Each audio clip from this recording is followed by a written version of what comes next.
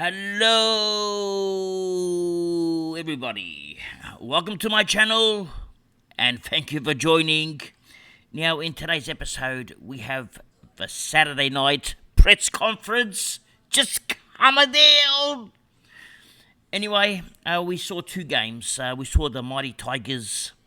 Well, they weren't very mighty, actually, at just before half time.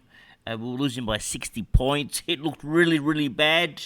But then they almost did a Carlton and almost came back, but it was impossible because they had a lot of players missing. So did Carlton when they came back, but our players were all pretty much a lot of rookies there. They hardly touched the ball. Anyway, let's get on with the games. Let's go to the first game, the one we just talked about, Gold Coast and Richmond. Now, there was a young man at the top there. His name is Matt Rowell. Had 137 Supercoach points. Okay, he had 33 disposals. Okay, 5 tackles, which is not much for him. Okay, only 5 tackles. Room for improvement. He went at 63% disposal efficiency. There's room for improvement again. He had 84% time on ground, and take note of that, 84% time on ground for Matt Rowell. Last year, let's have a look at him last year. Well, this is today's game. The top one is today's game, 84% time on ground. Last year was similar, actually. A couple of 79s, 84. It's pretty similar. The difference is in the CBAs. He had 93% CBAs compared to previous years, 79, 76. Had a big one here, 85. Scored 119 that game. 73, 60. You can see, again, had a big one here, 91, but didn't score much that game. Who did he play that game? Against Hawthorn. But that's not the point. The point is, he's the weapon. Okay, let me show you something. Now, on Twitter, Supercoach AFL, which is the Herald Sun, okay, they put up a tweet. It says, the weapon, okay. Every year, Magic Moments, which is my Twitter handle, selects one unique player, and it has already landed him a top 10 finish, okay, in Supercoach. Is Matt Rowell the ticket to success this year for the Scodfather? Well, having a look now at Matt Rowell, okay, he's owned by 2%, so very rare. So that's why he's the weapon. Any player that's owned by under 5% becomes the weapon. Now, he costs 571,800. Okay, I'm going precise because I've got 571,900. I can just get him in. He was built for my team. Well, actually, I built my team around him because that's what you do when you got a weapon. You got to build the whole team around him. So I'm coming into the season with only $100 in my salary cap. That's all I got left. I'm broke. And I even shopped I brought all my rookies, imported them. They came in a container from China. I couldn't afford no one else. Just come it down. Now, going back to the game, okay. So we saw Matt Rowell. Now, Matt Rowell scored 137 with the 20 clearances, which was a record for the last 25 years. It's massive, okay? Sam Flanders didn't go much under him, right? He's got a 124, and he's also got room for improvement. He went at 65%, okay? So he's got room to improve. But then again, they scored a lot of their points in the first half when Richmond virtually didn't do nothing. But Matt Rowell just kept going. Actually, in the first quarter, Matt Rowell didn't have many points. All his points came pretty much straight after the first quarter. I think there's something on about 24 or 25 at quarter time. So he wasn't really starring in the first quarter. He went nuts after that. Now, Sam Flanders is a must-have now, okay? But the problem is the buy round again. How do you get him in? So my plan for Sam Flanders is that I'm going to start Heaney, okay? And in round 4 or round 5, I'm going to switch Heaney to Flanders. Now, that's the plan, okay? They're priced nearly identical. They're scoring nearly identical. So I'm just going to make the switch then and see how it goes. because I can't start both. So it's near impossible. And the chances are Heaney has more midfield time. Actually, they pretty much have the same. Because Flanders had about 56% CBAs. So he's playing forward as well. But against Richmond, the forwards were killing it. Now, Will Powell is an interesting one. All right, he scored a 123, 20 kicks, 8 handballs. Hardwick's halfbacks always score well, and Powell just showed it. Okay, 123 is quite good. But then again, if you go down a bit, you got Buderick that scored a 94 with 18 kicks and 3 handballs. Okay, so that's also impressive. But Richmond also concede a lot of points to halfback flankers. Okay, so that could also mean they had a field day, but it was against Richmond. All right, because if you go down a bit, Sexton also had 21 touches. Sexton actually shanked it, 71%. But Sexton's the must-have. He's only 130k, whereas Buderick is at 300k. So it's a bit tough. What do you do for Buderick at 300k? But if he's going to score your 94s, you're going to get him. That's a good price. But it's something to think about with Buderick. Again, he has a really bad buy round. Shares it with GWS, and that's in round 3. Now, there's Anderson who went nuts. Okay, so you got Rowell that went nuts, Flanders that went nuts, Powell that went nuts, and you got 2 more midfielders here. Anderson and Miller both went nuts.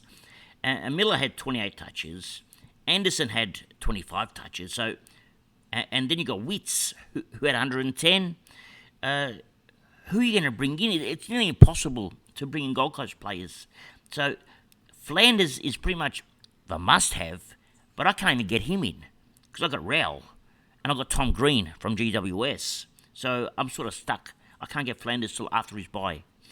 Now, going down further down, is there anyone else of interest here? Well, Yulun is a rookie.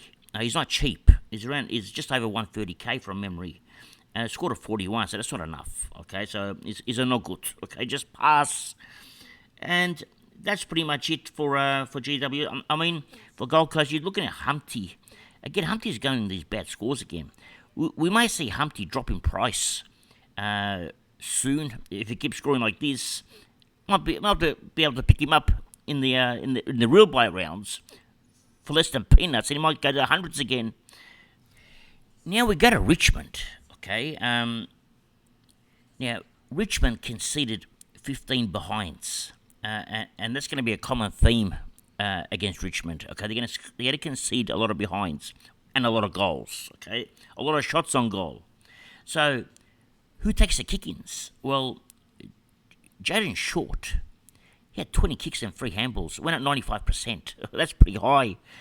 So he's going to score well. I haven't seen Jaden Short go at 95% for a long time. So his kicking's improved again.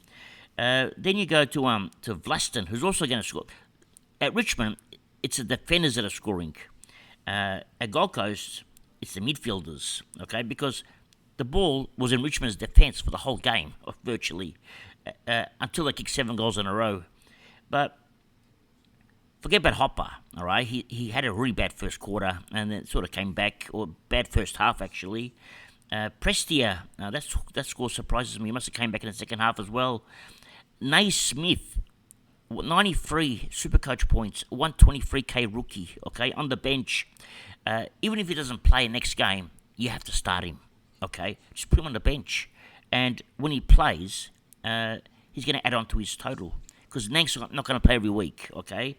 Now, Gipkus, he scored a 76, all right? And that sounds appealing. 9 touches, but in fantasy world, it's only a 39. So he got a lot of his scores from punches, all right? He goes for the mark with one hand, okay? And they're very hard to take one-handed. So he has no confidence when he goes for the marks. He always goes with one hand. I can't work it out. It's like he's going for a slam dunk in basketball. It doesn't look good. So anyway, Gipkus at 150k. He's going to make it cash. He's going to have a lot of action. Okay, so Gipkus, not necessarily a must-have, but a should-have. Okay, if you can afford him, unlike myself, who shops at China. I can't afford Gipkus. Can you work that out? I don't even have enough cash to get Gipkus. Now, Seth Campbell is the one that arrived from the containers. 123k, a rookie, cheap. He scored a 70. I mean, kick 2 goals to get that 70. Right? He's not going to kick 2 goals every week. All right? So don't expect these scores every week. He's probably safe to have on the bench. Job security, I mean, he looked good, actually. He looked better than pretty much the rest of the forwards. So job security should be there, although he is fighting that job with Steely Green. Okay, they're both competing for the same spot. So we'll see how that goes. Now, Shai Bolton, you can't, virtually, it's a pass. He's playing mainly as a forward, so it's a pass, all right, Shai Bolton. There's not much at Richmond that you want to pick. I mean, Taranto, so it's the point. Last year, he was scoring 140s. He can't even get to 50 this year. 49. Went at 53%. He had a shocker. He's gone backwards. Had one of his worst games I've ever seen him play. For Richmond, anyway. Now, Sam Banks is another rookie. 150k. Scored a 46. He didn't do much, okay? Actually, it was quite disappointing. Was there anyone else that's a rookie here? Well, not a rookie, but Dow, okay? 250k. He looked good in the practice game. Scored 90 odd. He looked terrible, okay? How do you have 6 touches, 1 kick and 5 handballs, and you're a midfielder, okay? The good thing is he went out at 100%. So imagine if he shanked them. But 72% time on ground, only had 6 as a midfielder. He had a lot of CBAs. He got smashed. So put it this way. Where is he? Jack Ross came on as a sub. Scored 34, 10 touches. 38% time on ground. Absolutely outdid Dale. So if you got Dale on your team, just get rid of him. Okay, don't put him on your team. He won't play next week. There's no way he plays next week. Now, Samson Ryan. This is the interesting one. Only scored 15 points. Didn't have much time on ground. Didn't do much when he was on ground, okay? He'll get dropped next week. And I'm predicting Naismith to hold his spots. Ryan to get dropped. And Nank to come in for Ryan. And Naismith may hold his spot. But Naismith won't score that 93 this time when Nank's in a team. He might go maybe a 50 or a 60. But still okay. It just need to make some cash, okay? Let's go to the next game. Now, we go to GWS against Collingwood, and Collingwood started the game very strong. Looked like they're going to run away with the game. And then GWS, the system looks quite good. They actually won quite convincingly, which was unbelievable. I mean, Collingwood, most goals they conceded last year was 17 goals. In the first round, or round 0, GWS already scored 18 against them. So it looks like the competition have improved, except for Richmond. Just coming down. Anyway, Tom Green. Let's talk about Tom Green. Now, he shares that terrible buy round, the round 3 buy round. 132, 30 touches, kicked a goal. You virtually a must-have. I've had him all year in my team. He hasn't come out of my team for the whole year, and he's staying there. I'm just going to have to add in the weapon next to him, and they're both going to have a weekend off in round 3. I have to cover. Now, let's go down. Lockie Ash, 131. I think is a pass, okay? He's going to have inconsistent scores. Jesse Hogan will be a pass. Cornelius, probably not Supercoach relevant. Last year, he was a forward. He was handy, but this year, he's not a forward. Briggs is the interesting one. All right, 20 hitouts. I wasn't actually impressed with his game. At halftime, he was close to 70 or 65, and I still wasn't impressed with his game. It's because I would have thought that Briggs would have used this new ruck rule the way Grundy did to his advantage, but he didn't. He was trying to jump up like he used to, and he was losing the hitouts to Cameron. I mean, Darcy Cameron had 30 hitouts. Mason Cox had 19. And virtually they doubled. Double and a half. There's 50 hitouts there compared to 20 or 23, so double the hitouts. So Briggs didn't get many hitouts. but it was all his work around the ground, like free tackles. But it wasn't the same Briggs. He looked tired, and he looked like he was in bandages. Okay, in bandages. He was patched up.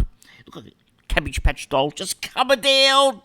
So I'm not going to start Briggs this year. Who's the best two ruckmen this year? Who are they? I don't think you're not going to answer. I know we're all happy with Grundy, but you got English, you got Briggs, you got Gawn, and you got Sherry, who's at 440k. For me, I'm happy to go Sherry and just find out who the best one is and go up from Sherry. Let him make some cash and just go up from him. Because I don't know who the best one is. So I'm just going to pass on Briggs this year. Plus, he has that round free buy. He's sharing that with Tom Green and with the weapon, so I can't get him. So I'm going to pass. But he looked good, okay? But not as good as he did last year. Now, Himmelberg is a 450k. He scored 100. He started slowly, picked it up, 24 touches. He was very good, okay? But is he a top 6? No. Is he going to make money? Yeah, not a little bit, okay? Maybe 50 to 100k he'll make. So is it worth it? No, especially with that round free buy. The whole team, the round free buy is a killer, okay? And we go down Whitfield, the same thing. Although Whitfield, he went at 78%. He actually hacked it. 33 touches. His fantasy score is huge, 137 compared to his Supercoach score. Should have gone more, but he's a good price, 515k. He's much better than Himmelberg, but again, there are better options. Now, going down last week. It was last week. Toby Green was the talking point. Everyone got excited, but this week, 63. That's the problem with Toby Green. He's going to score you 120s, then he's going to score you 60s. Okay, so he's a player you want to pick up when he drops to about 300k, because he'll drop. He'll go up, he'll drop. He'll go up and down like a yo-yo. You pick him up towards the end of the season, towards the run home, put him on the bench, and wait till he has a big game, and that's when you make the money. And mind you, he's got easy games coming up now, North Melbourne and West Coast, so he should be able to do well, but you don't want him. It's too early now to get him. Cadman looks like a good rookie. Scored a 55, which is a good score. Now, I showed you before that I had $100 left.